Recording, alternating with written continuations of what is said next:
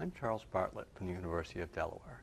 Here I'm going to provide some basic information on the identification of Delphacid plant hoppers and present some identification features of a few key taxa. Delphacidae are a large group of small plant hoppers. There are approximately 2,100 species worldwide, making them one of the largest families of plant hoppers. Their highest diversity is probably in the tropics, but they are widespread and diverse in the temperate and boreal ecozones, as well as endemic on distant oceanic islands such as Galapagos and Hawaii.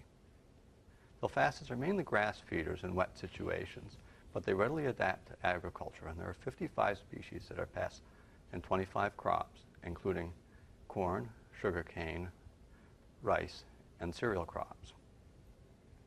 They are important both for their direct feeding and for oviposition, which damages the plant and provides opportunity for pathogens to go into the plant. They also cause hopper burn and are vectors of plant pathogens, especially plant viruses. Delphacids are easily recognized by the presence of a large spur on the apex of the hind tibia.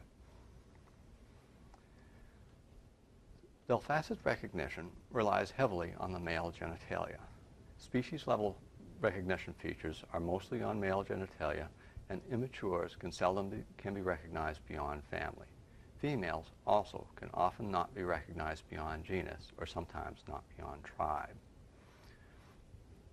A few regions have comprehensive identification resources, including China and Central Europe, but most regions, including North America, identification requires access to primary literature sources or the availability of authoritative identified diagnostic collections. Also, it should be understood that many species are incorrectly placed to genus, and there will be many changes in the genus-level taxonomy in the next few years. The family Delphacidae includes 6 subfamilies and 14 tribes. Most of these groups are not likely to be intercepted by state or federal identifiers. Nearly all interceptions are in the tribe Delphacinae and the subfamily Delphacinae, which includes 75% of all Delphacid species. Also sometimes intercepted are the tribes Tropocephalinae, Sarcaracidinae, and the subfamily Stenocraninae.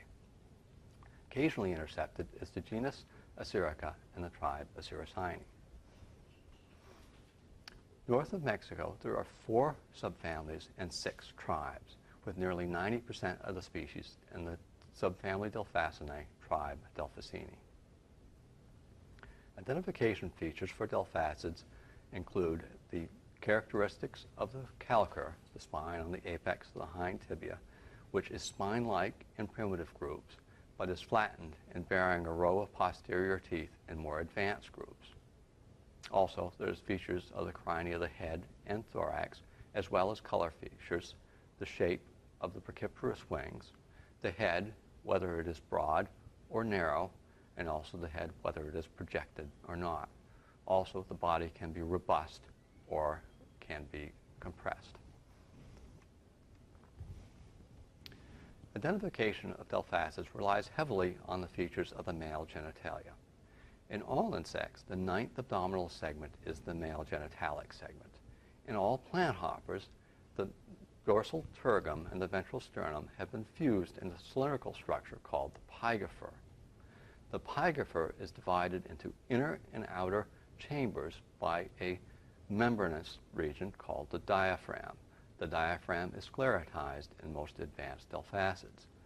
The dorsal margin of the diaphragm has a structure called the armature, which the Aedeagus rests on and repose.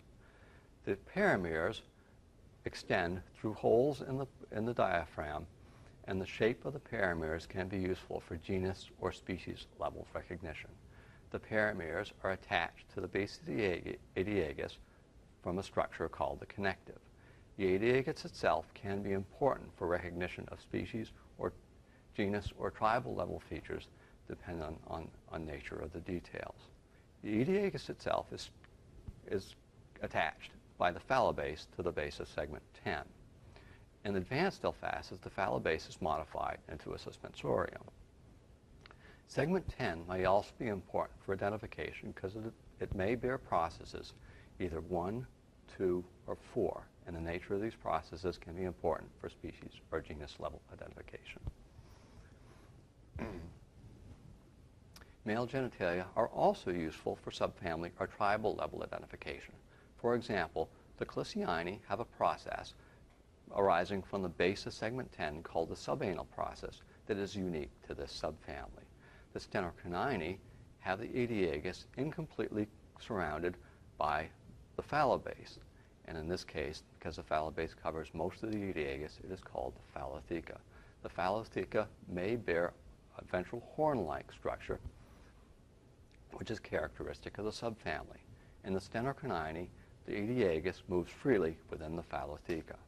In the Delphacidae, the Phallotheca and the Aediagus have completely fused into a composite structure. This composite structure is correctly called the theca, but is usually called the Aediagus in taxonomic literature. For the rest of my presentation, I'm going to go over some identification features of some key species. All of these species are in the subfamily Delphacidae, tribe Delphacinae. Nyloparvata lugens is the brown plant hopper. It is a major rice pest in the Old World tropics and warm temperate zones. The genus Nyloparvata includes 19 species and is pantropical in distribution, including 4 species that occur in the New World. Features of the genus are a uniformly brown body color, where the females are slightly paler than the males, a feature that is common in many Delphacids. The unique feature to the genus that allows recognition of Nyloparvata from all other Delphacinae is the presence of teeth on the first segment of the hind tarsus, so teeth on the base of tarsus. So from here, the question is only recognition of Nyloparvata lugens from other New World Nyloparvata. Nyloparvata lugens can be recognized from New World Nyloparvata by the presence of an elongate pointed inner lobe of the perimere, right here, and that the Aediagus is an unusual structure not found in any New World Nyloparvata.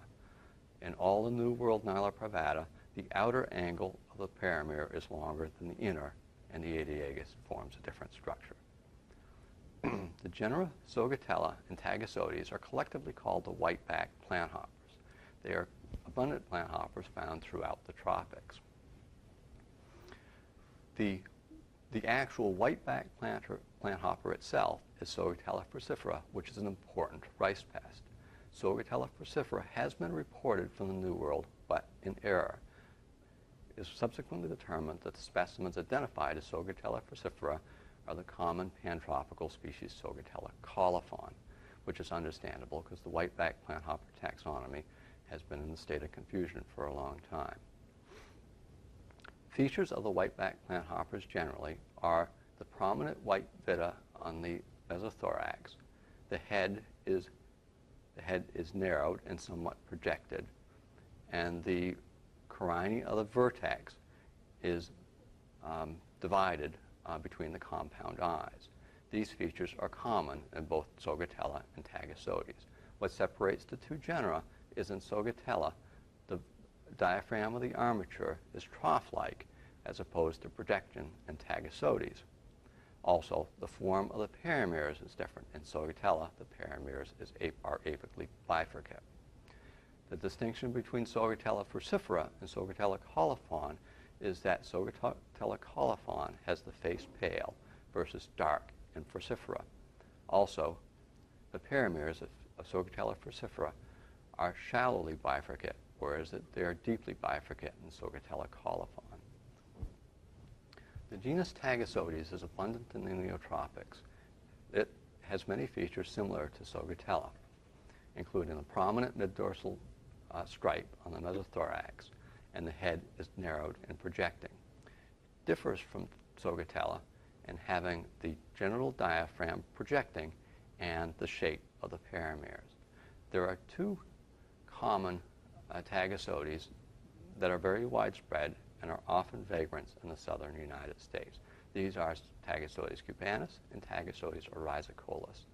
The differences between the two are the shape of the perimeres, which is in Tagosodes cubanus are forceps-like, but wider in Tagessoides rhizocollis.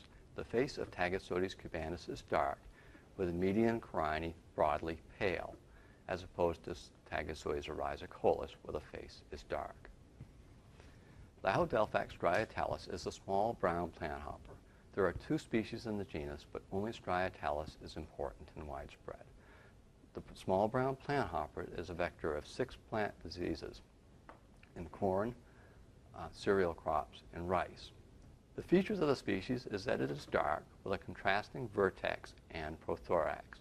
The wings are clear with a dark spot at the apex of the clavis. The face is dark with broadly white carini.